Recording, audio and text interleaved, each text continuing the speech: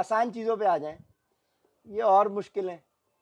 Appreciation, किसी ने अच्छा काम किया तो यार वाकई में यार उसको अप्रिशिएट किया आगे बढ़ के, यार वाकई में यार गुड जॉब यार, या वही जलन हसद में ही रह गए, यार देख यार। अब उस जलन हसद में तुम कुड़ते रहोगे, ये कुड़ता रहेगा, ये नहीं कुड़ेगा, ये कुड़ता रहेगा, ये काम नहीं करना, जब ये काम नहीं करना तो तू सूखड़ा ही रहेगा, वो बनेगा ही नहीं, बढ़ ही नहीं रहा आगे। वो जलन हसद कीना बोझ तकब्बुर से निकल ही नहीं रहे, तो अगले को अप्रिशिएट करना तो बहुत दूर की बात, बहुत दूर की बात है। यार आपने बड़ा अच्छा काम किया, well good job, well done. अच्छा, और मजाक उड़ाने वाले आपके सारे वो लोग होते हैं जो आपसे जलन हसद रखते हैं। आज बुरा ना माने, लेकिन अब हम तो यार इन पॉलिटिकल पार्टीज में हमारे दोस्त इधर भी हैं उधर भी हैं, एक्स वाई जी सब जगह है। हमें मालूम है कि यार इमरान खान से जितने भी लोग जलन रखते हैं ना, वो सब इसके खिलाफ बातें कर रहे हैं। इमरान खान से क्या जलन है, जितने भी सियासतदान हैं उनको जलन क्या है? जलन ये यार इस उम्र के अंदर फिटनेस इसकी देखो, बच्चियां इसके लिए क्रेजी, आंटियां इसके पीछे, ठीक है, शक्ल सूरत में ये, दुनिया ये घुमा हुआ, ठीक है, पब्लिक इसके साथ निकल रही, अल्लाह रसूल की बात इसके मुंह पे दाढ़ी नहीं और पब्लिक इसके नाम पे ज्यादा इकट्ठी हो रही है। वो मौलवी भी जलन हसद कर रहा है, वो नॉर्मल आदमी भी, नॉर्मल पॉलिटिशियन भी, हर बंदा जलन हसद में मारा जा रहा है। और खान साहब उसी में हल्के नहीं आ रहे यार, क्या देगा, उनके भी कुछ मसले मसाइल हैंगे जब तब के मामला अटका हुआ है ना। ऐसा तो नहीं है कि आप भी पूरे हो, आप भी 100% नहीं हो भाई, लेकिन ये मादा आपके अंदर कहीं ना कहीं जलन हसद का लोगों का आप मादा देख ले भाई क्या है। अब हमने अगले को छोड़े, एग्जाम्पल के लिए हम अपने आप को गेज करें, हम इन चीजों में अभी तक कहां हैं। हर बंदा यार साथ गड़बड़ है, ये फ्री की पिल्स हैं भाई, इनके कोई पैसे नहीं खर्च होने आपके, इससे आपकी सेहत तो बनी जाएगी, आपके बहुत सारे जिंदगी के और मामलात बन जाएंगे, ठीक है। अब और सुने, एम्पैथी। एम्पैथी का मतलब क्या है? एक होती है सिंपैथी, सिंपैथी और एम्पैथी का मतलब यूनिवर्सिटी तक में टीचर नहीं समझा सके। सिंपैथी ये है कि अगले के साथ यार, अगले का एक्सीडेंट हो गया, अरे यार बेचारे के साथ मुझे हमदर्दी है यार, बेचारा देख बड़ी तकलीफ, अरे यार बड़ा दर्द, बड़ा तकलीफ, अरे यार बड़ा अफसोस हुआ यार। सिंपैथी, यार मुझे उसके लिए दर्द है, हाँ यार देख यार इसके बेचारे का एक्सीडेंट हो गया, अरे इसके घर में माँ मर गई इसकी, अरे उसकी माँ मर गई और बेचारा वो चला गया अपना बोटियां फाड़ रहा है, खोल रहा है, और कब्रिस्तान में गया, वापस आके उसने बिरयानी फोड़ना शुरू कर दी। एम्पैथी क्या है? कि आपने अपने आप को उस इंसान के जूतों में उतार लिया और उसके पर्सपेक्टिव से अब देखो कि अगर मैं होता, मेरी मां मर जाती तो क्या होता। सिंपैथी है, उसकी मां मर गई, हाँ यार तेरा बड़ा अफसोस है, गले लगाया, फिर आया उसके घर में बिरयानी खाई, सिंपैथी थी। एम्पैथी कि तू उस बन जा कि तेरी मां का अगर इंतकाल होगा तो तुझसे खाना खाया जाएगा, तो अगले की तकलीफ में उसके जूतों में उतर के देखो कि यार ये बंदा क्या फील कर रहा होगा। मैंने एम्पैथी के जज्बे से आप सबको यहां बुलाया है। हम अपने हम भी तो कोशिश कर रहे होते हैं ना हर वक्त अपने दिल की स्ट्रांग करने की, तो मैंने आपसे पैसे नहीं लिए, मैंने आपको किस जज्बे से बुलाया है कि यार इस बंदे को, हमें मालूम है, मुझे सिंपैथी भी है, और सिंपैथी होगी तो एम्पैथी होगी, वरना नहीं होगी। मुझे है, मुझे पता है कि आपका लोग मजाक उड़ाते होंगे, आपको कहते होंगे, मुझे इसके लिए सबसे ज़्यादा टेंशन हो रही है, लेकिन मैं इमोशनल स्ट्रेस का शिकार नहीं होऊंगा। मुझे लेकिन इसके लिए कंसर्न है कि इसके घर के अंदर 15 साल का बच्चा, खेलने कूदने की उम्र है, इसको अभी से इमोशनल स्ट्रेस का शिकार कर दिया, ये जल्दी बीमारियां पकड़ सकता है। अब नहीं पकड़ेगा, ठीक है, अब नहीं पकड़ेगा, क्योंकि अब इसको समझ में आ गई कहानी। और ये कसूर किसका है उसके ऊपर भी मैं आऊंगा, आप लोग समझदार हो गए आहिस्ता आहिस्ता, वो किसका है वो मैं बताऊंगा आपको। लेकिन नहीं नहीं नहीं नहीं, वो पेरेंट, अरे पेरेंट्स तो बहुत छोटी चीज है। एम्पैथी कितनी है आपके अंदर, कंसर्न है आपको अगले के लिए, है नहीं है। अब आप इन कैरेक्टरिस्टिक्स पे देखें कि यार आप किधर किधर लाए कर रहे हैं। ये मोटी मोटी बड़ी बड़ी हैं, 1 2 3 4 5, 5 बड़ी हो गई, 5। शुक्रगुजारी में आप कहाँ हैं भाई, जेलिसी में कहाँ हैं आप, ईगो में कहाँ हैं आप, एप्रिसिएशन में आप कहाँ हैं, एम्पैथी में आप कहाँ हैं। और एक और कैरेक्टरिस्टिक्स,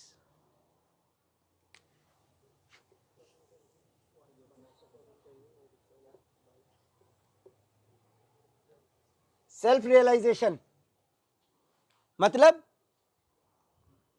कोई प्रॉब्लम हो गई, उसको ब्लेम कर रहे हैं, इसको ब्लेम कर रहे हैं, तेरी वजह से हो गया, उसकी वजह से हो गया, यार मैं मोटा हूं तेरी वजह से, तूने खिला खिला के कर दिया, तूने ये कर दिया, तूने वो कर दिया, मतलब अगले को ब्लेम गेम कर रहे हैं। एक्नॉलेज करें कि हाँ जो है वो मेरे अपने करतूतों की वजह से है। Self realisation, yes I am responsible for where I M,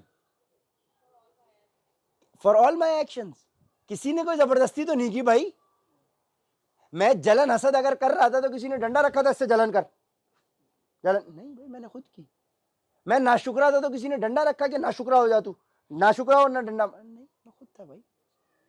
मैं तकब्बुर में था तो मुझे किसी ने डंडा रख के तकब्बुर करवाया है, मेरे कंट्रोल में था ना ये। सो सेल्फ रियलाइजेशन आपके अंदर कितनी है भाई कि I am responsible for my own actions, I am responsible for my own life.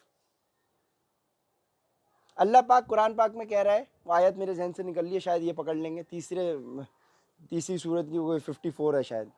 Allah पाक कुरान पाक में कह रहा है कि मैं बंदे पर जर्रा बराबर जुल्म नहीं करता। नहीं वो ये वाली नहीं है, वो दूसरी है। मैं जर्रा बराबर बंदे पर जुल्म नहीं करता। जर्रा ये है, not which you can not even see from your eye. Allah पाक कह रहा है, और अल्लाह झूठ नहीं कह रहा, नाउजुबिल्लाह, अल्लाह पाक कह रहा है मैं बंदे पर जर्रा बराबर जुल्म नहीं करता।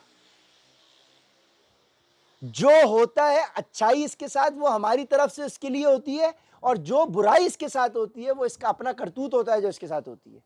अल्लाह कह रहा है हम तो इतना इंसाफ पसंद है, हम जर्रा बराबर तुम्हारे पे जुल्म नहीं करते। जो होता है तुम्हारे पे वो तुम्हारे अपने करतूत होते हैं। जबरदस्त तस्दीक कर दी इन्होंने। ये तीसरी आले इमरान की है गालिबन, आले इमरान की 54 है ये। हाँ आले इमरान की है गालिबन, है आले इमरान की है। ठीक है, बार बार अल्लाह ने कहा है हम जर्रा बराबर जुल्म नहीं करते। जो होता है तुम्हारे साथ, तुम्हारा अगर कोई नुकसान, वो तुम्हारे अपने करतूत हैं। जर्रा वो अल्लाह कह रहा है, जो जर्रा तो हमें नजर नहीं आ रहा, अल्लाह कह रहा है मैं इतना भी तुम्हारे पे जुल्म नहीं करता हूं।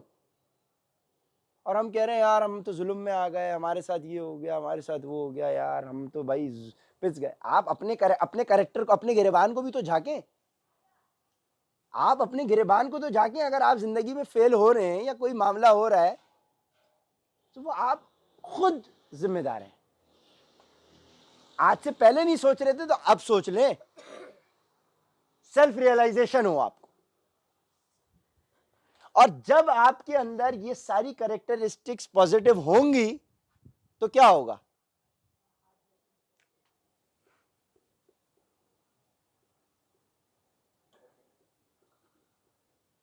आपके चेहरे पे मुस्कुराहट होगी, और मुस्कुराहट उस बंदे के चेहरे पे होती है जो इमोशनली स्ट्रांग होता है। जिसका ये दुखा हुआ होगा वो हंसेगा नहीं, वो पागल होता है। ये दुखने के बाद अगर आप हंस रहे हैं तो आप, मतलब ये इतना दुख गया कि इसके फ्यूज उड़ गए, अब वो ऑटोमेटिक में मुस्कुरा रहा है वो। सो आपके अगर फ्यूज उड़ गए हैं तो फिर बात और है। लेकिन जिस बंदे में ये कैरेक्टरिस्टिक्स होंगी उसको लोग गालियां देते रहे, उसको कोई कुछ भी कहते रहे, वो क्या, वो अपने मकसद से हट जाएगा? वो हजरत आयशा ने हुजूर पाक सल्लल्लाहु अलैहि वसल्लम से पूछा, हुजूर आपकी जिंदगी में सबसे सख्त तरीन दिन कौन सा था? तो हुजूर पाक सल्लल्लाहु अलैहि वसल्लम ने फरमाया ताइफ का दिन। ताइफ के दिन की अगर हम पढ़ें उसको तो उसमें यह आता है कि इतने पत्थर मारे, इतने पत्थर हुजूर पाक सल्लल्लाहु अलैहि वसल्लम के ऊपर उन्होंने, के टखनों से खून निकलता, टखना आपका एंकल, यहां से खून निकला और चप्पल में चिपक गया कि चप्पल ही नहीं उतर रही, इतना खून बहा है। और हुजूर का फॉरगिवनेस का बहुत बेहतरीन, अल्लाह ने एक और, देखो ये मैं मिस कर रहा था यहाँ पे, फॉरगिवनेस का एक और कैरेक्टरिस्टिक्स है। फॉरगिवनेस, ये एक और बहुत बड़ी कैरेक्टरिस्टिक है, ये बहुत बड़ी कैरेक्टरिस्टिक है, ये तो सब पे भारी है ये, कि आपके साथ इतना उन्होंने जुल्म कर दिया, लोगों ने वाकई में जुल्म किया, वो जुल्म किया, लोगों ने तकलीफें दी, उसके बावजूद अल्लाह के नबी के हाथ उठा रहे हैं, ये नहीं तो इनके आगे आने वाली नस्ल ही मान लिया, इनके हिदायत की दुआ करी। आप पे कोई पत्थर फेंके और आप दुआ कर रहे हो, अगर हम इस स्टैंडर्ड पे भी आ जाए ना कि कोई पत्थर फेंके और हम उसको इग्नोर कर दें, ये बड़ी बात है। ये तो उसके बाद की चीज है कि किसी ने पत्थर मांगा और आप उसके लिए दुआ कर रहे हैं और उसके लिए भलाई, कि अगला कचरा फेंक रहा है, वो अगर कचरा अगले दिन नहीं फेंका तो हुजूर इयादत के लिए चलेगा, भाई क्या हुआ, खैरियत है, कचरा फेंकने नहीं आया, वो ये देख के अमल सही है। ये मादा तो भाई है हमारे अंदर। वो तो अगले ने आपको एक टेढ़े मुंह से देख लिया, बोले बाहर में जा, तेरे को मैं देखता नहीं, पूछता नहीं कौन है भाई, तू कहाँ आ गई। वो ईगो एरोगेंस वो तो ऐसी हावी होगी, क्योंकि ये इब्लीस का काम है ना, इब्लीस का काम है ये, उसको अल्लाह ने पावर्स भी तो दी है, उसको लेवल प्लेइंग फील्ड दी है, नहीं तो क़यामत के दिन खड़े होकर वो बोल देगा अल्लाह तूने तो मुझे पावर्स ही नहीं दी, मेरे इख्तियार में ही कुछ नहीं था, है तो अल्लाह ने तो उसको पावर्स दी है आपको कंट्रोल करने की भाई, लेकिन उससे निपटने का भी तो तरीका बताया है आपको। अब आप उसी के अंदर घिर गए, यार तो हमारे पास तो इख्तियार ही नहीं है, वो तो खेल रहा है हमारे साथ, तो आप खेले चले जाएं, फिर आपके साथ बस खिलवाड़ ही होगा आपके साथ। सही है। फॉरगिवनेस का मादा, ये आप कैरेक्टरिस्टिक्स अपने अंदर, अब ये मोबाइल निकालें और लिखें। अब मैं एक एक्सरसाइज कराऊं आपको, लिखें आप अपने पास, उसमें टैग कर, अच्छा, और ये जो लोग यहां मौजूद हैं वो मेरा जो 0319 वाला नंबर है ना, 03190499, जिस नंबर से आप लोगों को पिन लोकेशन आई थी, उस नंबर के ऊपर व्हाट्सएप मैसेज आप मुझे कर दें, तो उससे मुझे पता चल जाएगा ये लोग आए थे, आप लोगों को मैं अलग कर लूंगा और आप लोगों के पास रिकॉर्ड भी आ जाएगा। उस मैसेज पे जाके टाइप करें 0319 वाला जो नंबर है, हाँ ठीक है, वो कर देना। हाँ हाँ, सब सब सब सब सब जो मेरे क्लाइंट्स हैं वो ना मैसेज करें, जो मेरे क्लाइंट्स हैं जिन्होंने पैसे पे किए हैं वो मैसेज ना करें, मेहरबानी करें, बल्कि वो मेरे वो वाले नंबर पे मैसेज कर दिएगा अपनी तस्वीर के साथ, ताकि मुझे याद रहे, ठीक है। जो मेरा ऑफिशियल कंसल्टेशन वाला नंबर है, जिस नंबर से आप लोगों को पिन लोकेशन आई थी, वो वाले नंबर पे नंबर 1 लिखे आप लोग, ग्रेटिट्यूड। हाँ ना, रखवाओ ना यार, इतना क्या खाना पीना है, ऐसा थोड़ी कुछ। हाँ आप इसी पे लिख लें, आप इसी पे लिख लें, लिखें लिखें, वह लिखें कहीं तो लिखें। 1 पे ग्रेटिट्यूड, ग्रेटिट्यूड का मतलब पता है, 2 पे लिखें जेलिसी। देखो क्या दवाइयां जो क्लाइंट खुद ही लिख रहा है अपने लिए, वाह, जेलिसी। तीसरे पे आ जाए ईगो, जेलिसी भाई, हाँ माशाल्लाह माशाल्लाह, बस फिर तो आपके अंदर सारी पॉजिटिव होंगी, इसलिए आप खुश रहें, इसीलिए तो खुश हैं आप माशाल्लाह।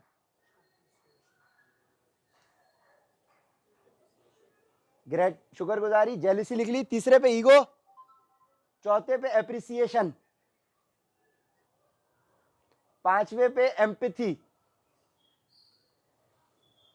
सही है, छठे पे सेल्फ रियलाइजेशन,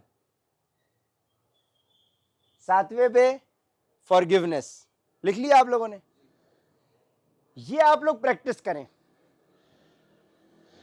ये अगर आप प्रैक्टिस करते हैं तो फिर आप एक पॉजिटिव इंसान, एक emotionally strong individual, forgiveness, forgiving attitude होना चाहिए आपका, सही है। और जब ये सब होंगी तो आप खुश रहेंगे। अगर आप खुश हैं तो इसका मतलब आप में ये कैरेक्टरिस्टिक्स अच्छाई की तरफ है, 1 to 10 के स्केल पे अच्छाई की तरफ है, सही है। हाँ, ये तो जब आप करेंगे तो फिर आपको उसके इसके असरात आपको मिलेंगे तब जब आप प्रैक्टिस करेंगे भाई, वो आप पे नजर भी आ रहा है माशाल्लाह, अल्लाह पाक आपको मजीद इसके। अच्छा, अब अल्लाह के नबी की हदीस है, इसका मतलब हक बात है, ईमान बढ़ता है और कम होता है। हदीस सुनिए आप लोगों ने, ये ईमान की कैफियत कांस्टेंट नहीं रहती, ईमान का ताल्लुक दिल से है। दिल की कैफियत यानी ये कैफियत, ईमानी कैफियत बढ़ती हैं और कम होती रहती हैं, बढ़ती हैं और कम होती रहती हैं।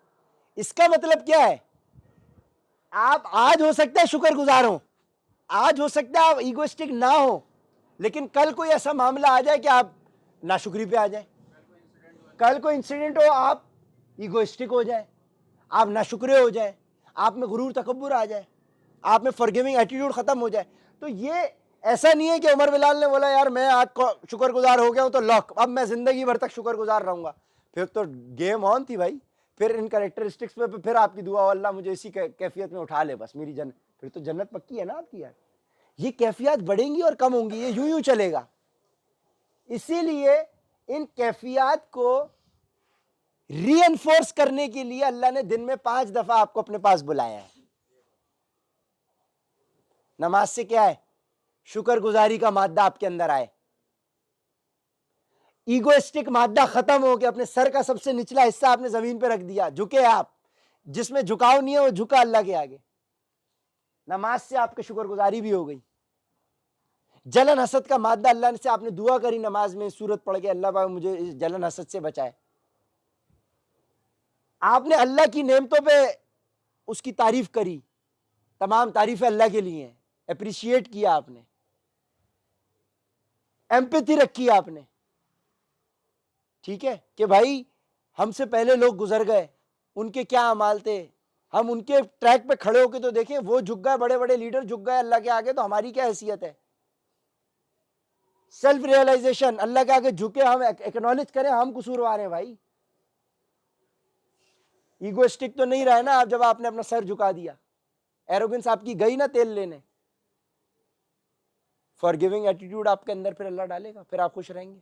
5 दफा अल्लाह आपको रिकॉल करने के लिए बुला रहा है, तो 7वें 8वें इन सब का लुब्बे लुबाब क्या है, आप 5 वक्त नमाज तो पढ़ें, और वो सोच के पढ़ें उसका मकसद क्या है। सूरह फातिहा का जाके तर्जुमा तो पढ़ें आप, अल्लाह आपसे बात क्या कर रहा है, क्या कह रहा है, फिर आप में वो एटीट्यूड खुद ब खुद डेवलप होगा शुक्रगुजारी का। ये कैरेक्टरिस्टिक्स आपको इमोशनली स्ट्रांग करेंगी। अगर आप में से कोई कहता है कि भाई नहीं यार ये बुलशिट है, तो भाई बुलशिट समझो भाई, हम तो नहीं फोर्स करते, हम तो आपको अपना निचोड़ बता रहे हैं ऑनेस्टी के साथ। ऑनेस्टी के साथ मैं आपको अपना निचोड़ बता रहा हूं भाई, 20,000 प्लस क्लाइंट्स का और अपने 28 साल जिंदगी का, अल्हम्दुलिल्लाह 1.25 करोड़ रुपए की एक गाड़ी चला रहा हूं, दूसरी गाड़ी की भी यही मालियत है, ठीक है ना। तो नंगे भूखे नहीं है भाई, हमने स्क्रैच से अपनी जिंदगी स्टार्ट की, कुछ अचीव किया है। लोग उसी की बात सुनना चाहते हैं जिसने कुछ अचीव किया होता है, ठीक है जी। हमें किसी ने मुंह में सोने का चमचा नहीं रखा, हमने बहुत टफ हालात देखे, ठीक है, और हम अपनी मेहनत करके यहां पहुंचे, तो आप भी पहुंच सकते हैं, कोई इसमें रॉकेट साइंस नहीं है। ये वो भाई कैरेक्टरिस्टिक्स थी जिनको डेवलप हमारी शख्सियत में करने में हमारी वालदा का रोल रहा, हमारे घर का रोल रहा। ये तरबियत आपकी घर से होती है, लेकिन अगर नहीं हुई तो कोई मसला नहीं, it is never too late. आज हो गई ना, आज हो गई, और इसी मकसद के लिए तो अल्लाह ने हमें भेजा है। यही तो काम है एक मुसलमान का कि वो दूसरे को अच्छाई की तरफ लेकर आए भाई। ये कौन सी मैंने आपको बातें बताई हैं जो हमें नहीं पता थी, ये पता थी, हमने इसको पीछे डाला हुआ था। इन बातों को आगे ले आए, फिर आप देखें, सही है, ले आए इनको आगे। समोसे आप लोगों के लिए मैंने रखवाए हैं, मैं भी खाऊंगा क्योंकि मुझे समोसे बहुत पसंद है। कुछ नहीं है समोसों में, ये समोसे जो तेल है ना, ये समोसों का तेल और वो जो उसका कड़क पने लेके आओ, मैं तुम्हें बताऊं, समोसे की साइंस बताऊं मैं आपको। आज आप लोग प्लेट में डाल के लाओ यार। अब मैं आपको समोसे की साइंस बताऊं, ये समोसा आपके अंदर जाके क्या करता है। ले आओ ले आओ ले आओ ले आओ। ये देखो, ये समोसे की छुरी देख रहे हैं आप, ये समोसे की छुरी जब आपके जिस्म में जाएगी तो आपकी चर्बी को काटेगी, ये काटेगी। ये क्या वो किया होगा भाई, हमें तो नहीं पता, हम तो हारी समझ के खा रहे हैं भाई इसको। ये आपकी चर्बी काटेगी भाई, और आप लोगों के मसल बनाएगी ये। इसमें दोनों साइंस हैं, आप इसको जो समझ के खाएं ये वो काम करेगी, सही है। ये खा लें और उसके बाद मैं आपको इख्तिताम करूंगा किस बात पे। देखो 3 चीजें थी, केमिकल स्ट्रेस था, वो डाइट से रिलेटेड बातें, वो वीडियोस मैंने ऑलरेडी बना के रखी हुई हैं। फिजिकल स्ट्रेस माइंड से ताल्लुक है, माइंड मैंने अभी नहीं बताया, मैंने इमोशनल बता दिया, क्योंकि इमोशनल जब तक हल नहीं होगा तब तक माइंड काबू में नहीं आएगा। इमोशनल कैरेक्टरिस्टिक्स बता दी, इनको अपने अंदर डेवलप करेंगे तो क्या होगा, बेहतर होना शुरू होंगी। अब